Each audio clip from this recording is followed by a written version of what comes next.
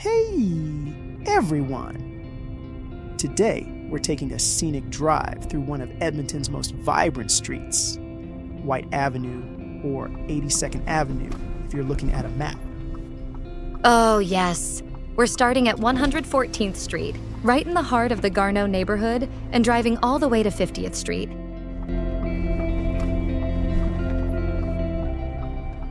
So, Whyte Avenue is one of Edmonton's most historic and beautiful streets.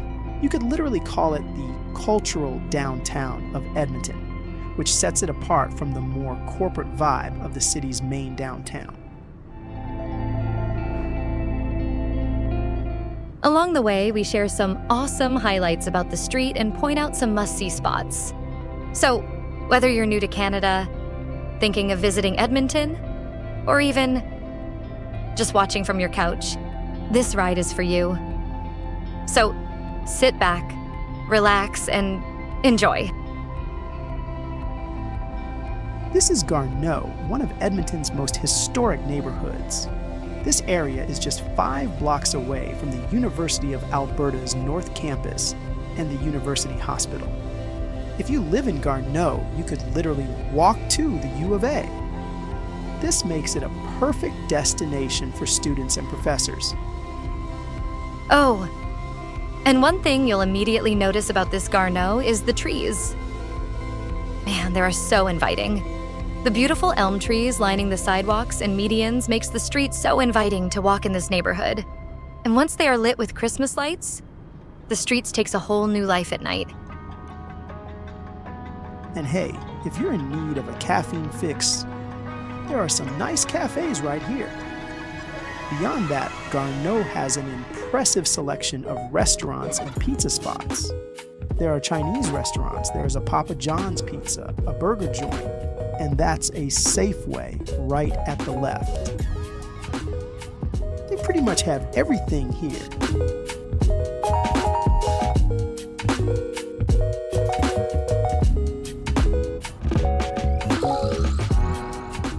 All right, we're rolling into Old Strathcona.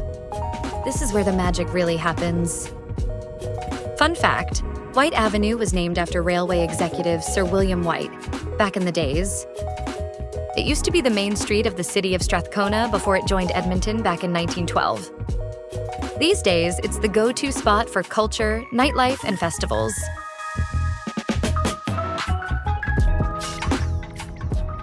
By day, Whyte Avenue has this chill, laid-back vibe, but come summer, it totally transforms, especially during the Edmonton International Fringe Festival.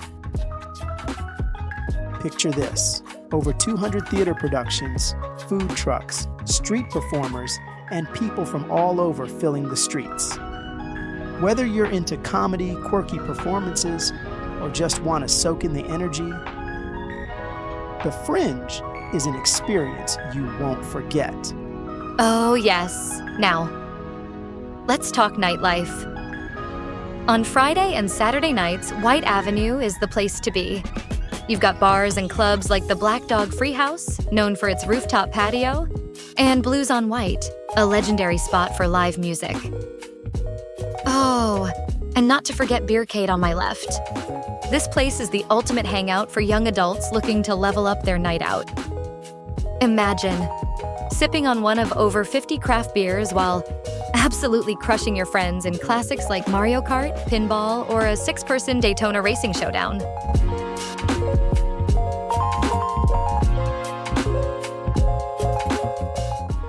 And speaking of cool features, here's one of the pedestrian scramble crossings on Whyte Avenue. I've always thought these were super cool. I mean, all the cars stop and people can cross any way they want, even diagonally. It's such a great idea, especially on a street like this where there's always a lot of foot traffic.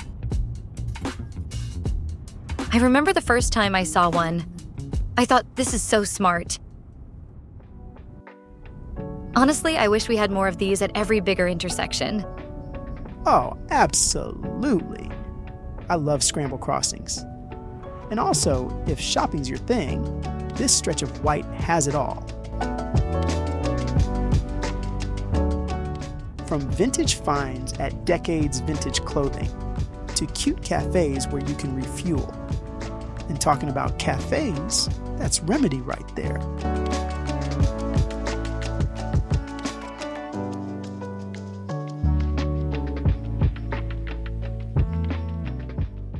Hungry? Check out Meat for some killer barbecue, or you can grab some tacos at El Cortez. Oh, and while you're there, don't skip the funky basement bar there. It is lit.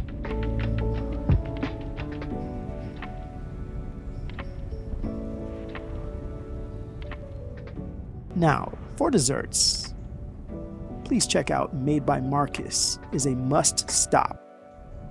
Small batch ice cream with wild flavors like Earl Grey and lavender or bourbon butter pecan. Trust me, it's next level, especially on those hot summer days.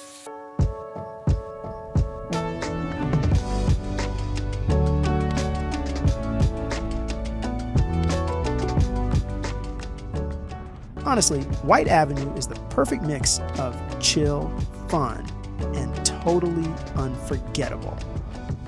This makes it one of the most significant streets in Edmonton.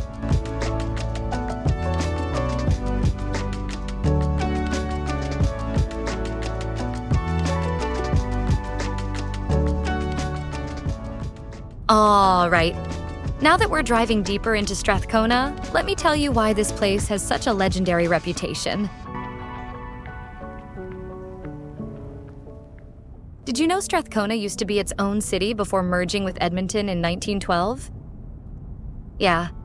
And back in the 1800s, this area was a hub for settlers and railway workers.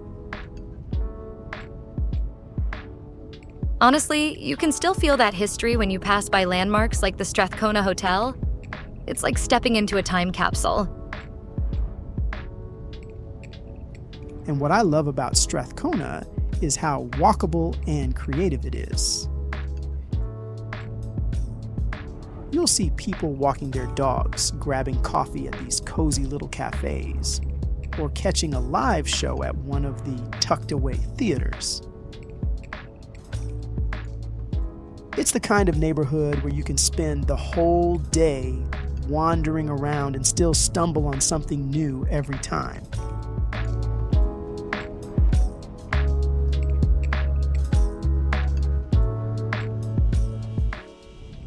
For me, what really makes Strathcona stand out is how alive it feels. Every corner has something to discover. A hidden cafe, a community garden, or these quiet, tree-lined streets with the cutest character homes. Plus, the events here, they're next level. From the Fringe Festival in the summer to the White Light Up in the winter, there's always something happening.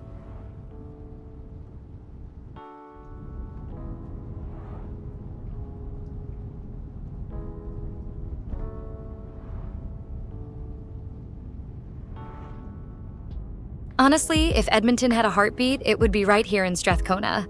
This place isn't just somewhere to visit, it's an experience. It's a perfect mix of art, history, and community that you won't forget.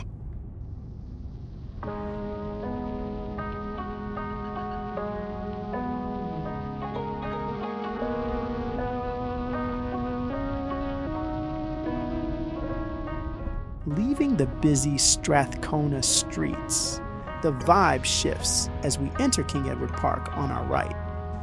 This neighborhood has a quieter, more residential feel, but it's still super close to the action. It's the kind of place where you'll see families out for a walk, kids playing in the parks, and neighbors chatting on their front lawns. A short bike ride or walk from here takes you to Mill Creek Ravine, one of Edmonton's most beautiful green spaces. The ravine is a slice of nature right in the city, with nice trails that wind through forests, cross charming wooden bridges, and connect to Edmonton's massive river valley system. Actually, I heard is the largest urban parkland in North America. It's a favorite spot for cyclists, joggers, and dog walkers year-round.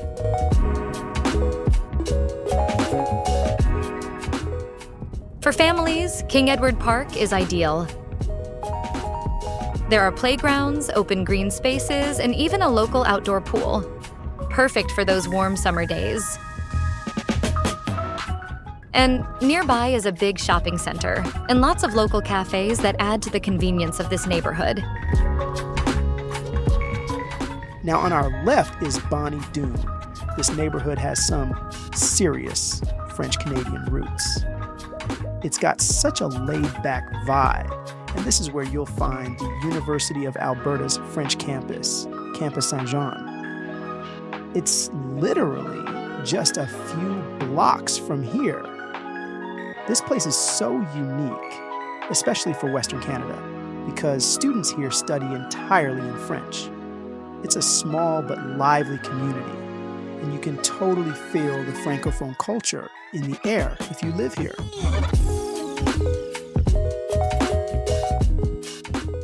Bonnie Doon is one of those neighborhoods that just feels cozy. Picture beautiful tree-lined streets, charming older homes, and this mix of families, students, and seniors. It's got that perfect balance of peaceful and welcoming. Just like King Edward Park, there are tons of parks and green spaces here, where you can go for a walk.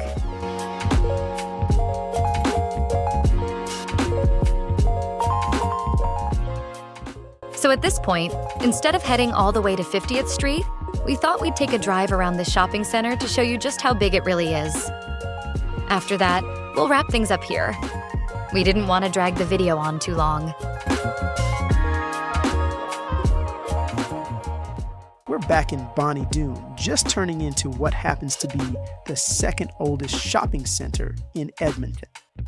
Let's take a drive around to get a sense of its size and character. This mall has been part of Edmonton's history since the 1950s, and back then it was the place to be. People would come from all over the city to shop here. It was a huge deal at the time, representing modern retail in the growing city.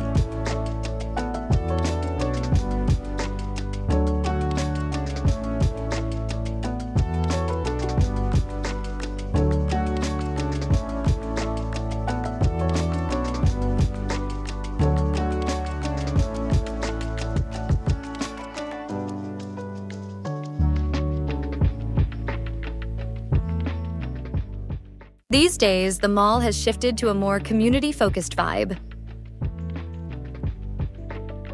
Today, it has about 80 stores, including essentials like we saw, the Safeway, Shoppers Drug Mart, a fitness center, banks, a bowling alley. I mean, the list just goes. And it's not flashy like the other malls in the city, but that's part of its charm. It's practical and rooted in the needs of the neighborhood. Now, sit back, relax, and enjoy the quick ride.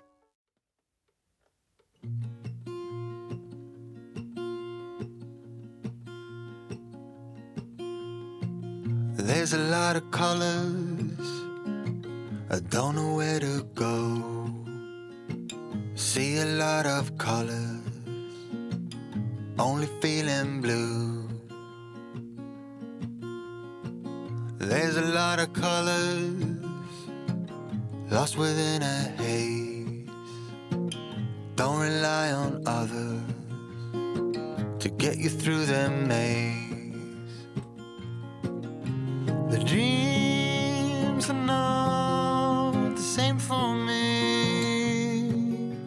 Standing by the shore while you're on the open sea, cannot take this anymore.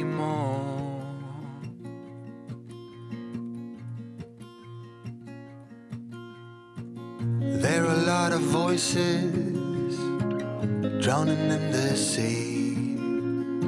There's too many voices talking back at me. There are a lot of choices waiting to be made. Too many choices making me afraid. The dreams are not the same for me. Standing by the shore while you're on the open sea, cannot take this anymore. The dreams are not the same for me. Standing by the shore while you're on the open sea, cannot take this anymore.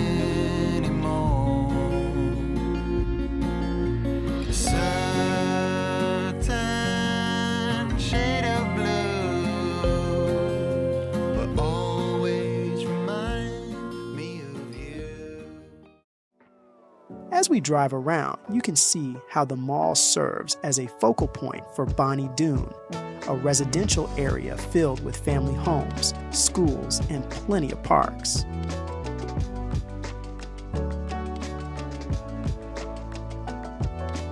What's cool is that it's also a cultural hub, hosting events for the Francophone community, thanks to its close connection to Campus Saint-Jean, which is just a short walk away.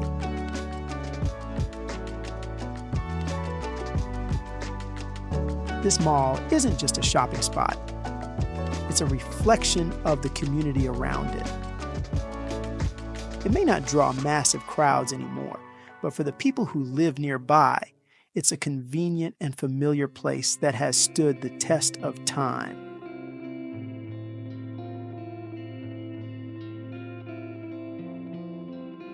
And that's the end of today's Scenic Drive. We've covered a lot, from the Whyte Avenue to the Bonnie Doon Mall. So, next time you're visiting, or if you're new to the city, now you've got a few places to check out. And that if you enjoyed this video, then like, share, and subscribe for more Scenic Drives. Until next time, catch you on the next drive.